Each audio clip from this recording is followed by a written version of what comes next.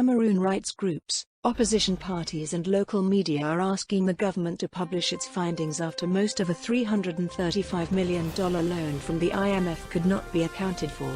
At least 15 officials have appeared before commissions of investigation. A government statement read on Cameroon state media Monday calls on civilians to remain calm as investigations on missing funds continue. The statement from government spokesperson René Emmanuel Saudi states that justice will take its course.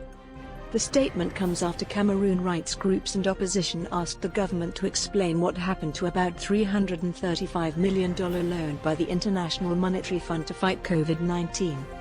Cameroon says within the past week, 15 ministers have appeared at the audit bench of the Supreme Court and a special criminal tribunal to account for the funds.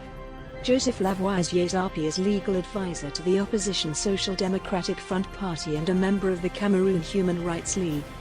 Zapi says the Cameroon Special Criminal Tribunal should have ordered their arrest after the audit bench of the Supreme Court found out that some ministers stole COVID-19 funds. He says the money should have been invested to save lives and assist suffering people. He says he wants to make it clear that government ministers in Cameroon do not have immunity like lawmakers. In June 2020, SDF lawmakers complained that the awarding of COVID-19 contracts did not respect procurement procedures and gave room for massive corruption. Local media like Equinox Radio and TV, Raw FM reported gross cases of embezzlement. In one case, the Ministry of Scientific Research received $9 million to produce the drug chloroquine. The ministry instead bought chloroquine amounting to 30% of the funds from China. Other cases involve overbilling and failure to render services or provide supplies after payment. André Luther Mecca speaks for the ruling CPDM party, to which all of the ministers called up for questioning belong. Mecca says Cameroonians should stop asking for ministers to either be punished or to refund COVID-19 funds.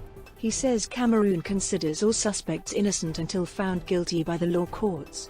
He says Cameroon President Paul Biya has a strong political will to punish everyone who has either mismanaged, embezzled or siphoned state money. Onjalbert Lebong is a member of the Cameroon civil society. He says President Biya should explain to the Cameroonian people how his government has managed the COVID-19 funds.